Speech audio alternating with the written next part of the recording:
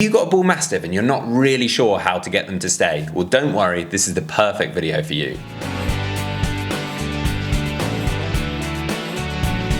Welcome back to the Fenrir Bullmastiff Show. My name's Joe and I'm a certified canine leader here at FenrirCanineLeaders.com. We are dedicated to helping you learn everything you could possibly want to know about the Bullmastiff and then how to become a high-level canine leader so you can raise your very own. So if you're new here, don't forget to subscribe and turn on that notification bell so you never miss a future upload. Now, the Bullmastiff is an absolute joy to have around the house. However, if they won't stay, that can be a bit of a problem. And if you're not really sure what to do of training them to stay, well, don't worry. We have the perfect webinar for you today. We're going to be tuning into a webinar that the canine behaviorist and founder of FenrirCanineLeaders.com, Will, has recorded all about how to get your dog to stay. So, over to you, Will.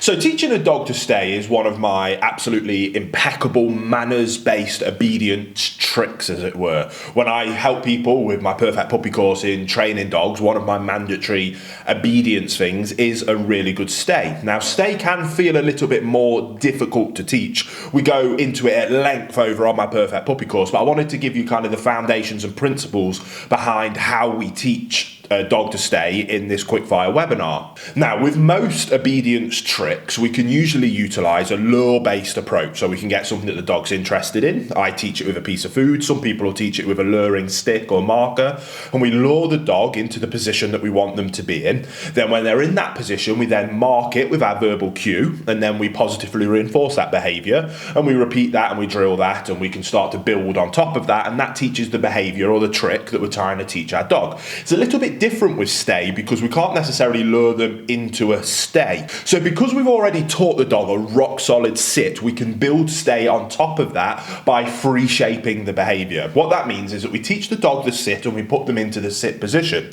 Then we use our verbal marker first of stay, and we ask for a very short period of time of the dog's remaining in the sit behavior. Then we praise and reinforce that, and once we've asked them to stay, we give them a second, so it might look like this. If we use my dog Sully as an example, Sully sit, good sit. Sully stay, good stay. And then they get the reward on the good stay. So we've marked them. Now, in the dog's mind, they'll be a bit confused to start with. Then what you want to do is simply build up the amount of time, distance, and distractions that you ask that stay behavior in. So we start like all building blocks and foundation layers of teaching a dog to learn a new behavior under very low distraction. Set them up for success and make it as easy as possible for them to achieve that success. We can then celebrate that success and positively reinforce those behaviors that we're trying to teach. So we ask them to stay. We might ask for half a second and reinforce that. Then we ask to increase that time slowly to 2 seconds,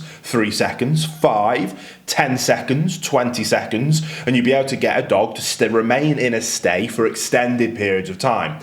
Now, with stay, like I say, oftentimes it's quite confusing, and almost we need the dog to fail before we can really help them understand exactly what it is that we're asking of them. So when you're first teaching stay, don't get frustrated or annoyed if your dog breaks from the stay. Instead, remain extremely calm and consistent as a high-level canine leader and bring them straight back into the sit position, exactly where you asked them to sit down, exactly the same place, back into that sit behavior, and then ask for the stay again, looking to build the amount of time that you were waiting for. Now, once the dog fails and you instantly put them back into the position, once you've repped that out a few times, then it will really start to cement in the dog's mind, oh, that's what this verbal cue of stay means. I need to stay in this position that I'm in until they tell me that I can break. So when it comes to stay, build it gradually, free shape the behavior by setting the dog up for success and being able to reinforce the success.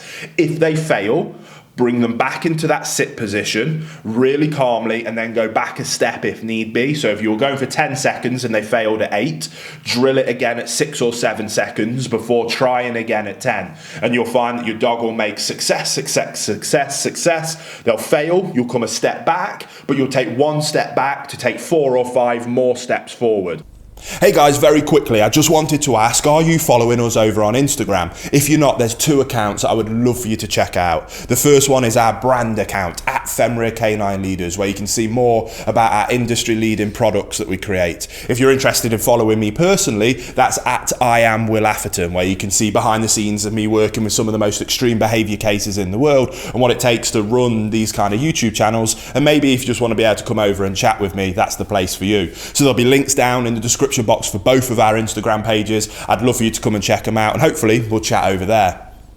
Then we can start layering up distractions, time and distance in different circumstances. When maybe you go outside, there's no other dogs or people, but just the fact of being outside with different sights, smells and sounds adds a layer of distraction. What that might mean is that you need to bring the time back because you brought in new distraction, and then you build up on those layers of distractions. Superb. And we just do this incrementally, step by step by step, until you can have a dog in a sit and stay no matter where you are for as long as you tell them to. It doesn't happen overnight. It takes weeks into months into years of constantly practicing, constantly drilling it, constantly training it, and constantly taking those incremental steps. And over time, you'll be able to go into Times Square, put a dog into a sit and stay, and they will remain there until you tell them to break. People only fail when they expect too much of their dog and go too much too soon. So take your time. This is something that can be taught very positively. You can make a very fun game out of it. And if you find yourself getting frustrated,